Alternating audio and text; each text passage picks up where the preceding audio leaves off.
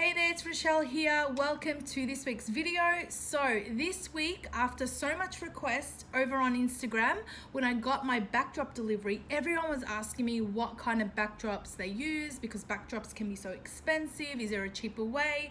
And so many other questions. So I decided to record a video for this week all about backdrops, what I started using, what I have been using, and what I'm using now. So when I'm trying something new, I'm going to share all that with you. Some low budget backdrops, some that I've used up until now pretty much, and how you can use them as well, where to sort of source backdrops, my favorite backdrops, and things like that. So I'm going to show you throughout this video everything that you need to know.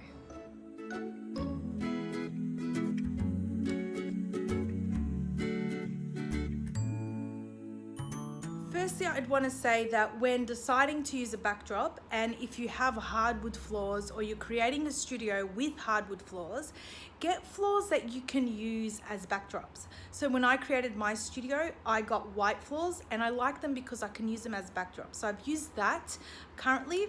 Also, if you have carpet or you're in a home or you don't have wooden floor backdrops or they're just not nice to use as backdrops, you can get just some pallets, like a box with a few, I think they come like 7 or 10 clip in wooden, the actual floors, like floor laminate floors that you can clip in yourself as well, and you can get them from the hardware store. So when I was working from inside my home, I had carpet, and that's exactly what I did, and these are the ones that I use. Just underneath my beanbag there, you will see the laminate floors that I got. These were a box of 7. And they just clip in. So I've used these for cake smashes, as a backdrop for newborn shoots and things like that. They do look a bit dark on the screen, but they're like a grayish with a tone of like, I find it a bit blue, but they've told me it's gray with some brown in there, as you can see. And they just clip in, and this one's just pretty much probably about 1.5 meters in length.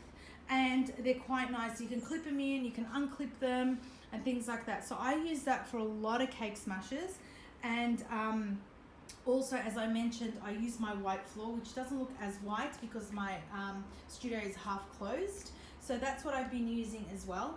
But before I started using any of these, like if you want colored backdrops and things like that, I started using blankets. So this is my wall of props and everything I use in my studio, and as you can see down the middle here, I use these blankets. Now these aren't from vendors that sell stretch fabrics, and I've had these since, you know, from the day I started right up until now. So they're pretty much any quilts or throws that I've seen in homeware stores, because I love shopping for my home. So anything that I've seen in homeware stores that I like, colors that I like, I will use them as a backdrop. Now, the tip is here to get something not necessarily stretchy, but something that's not very shiny, so it doesn't shine in your photos. I found stretchy is a bonus because you can use that as a beanbag backdrop and stretch it out. But something that doesn't crinkle a lot, I'd say. So when you're going to search for in a fabric store, if you're just getting started, these are the fabrics that I love. They're stretchy and they don't show the crinkle.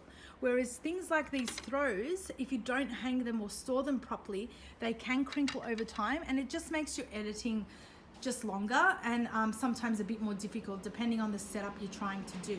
So I would suggest when you get something like this, use some weights to hold them down, or some objects that you've got in your studio like props so you can hold them down so they're nice and stretched out. Say when you put a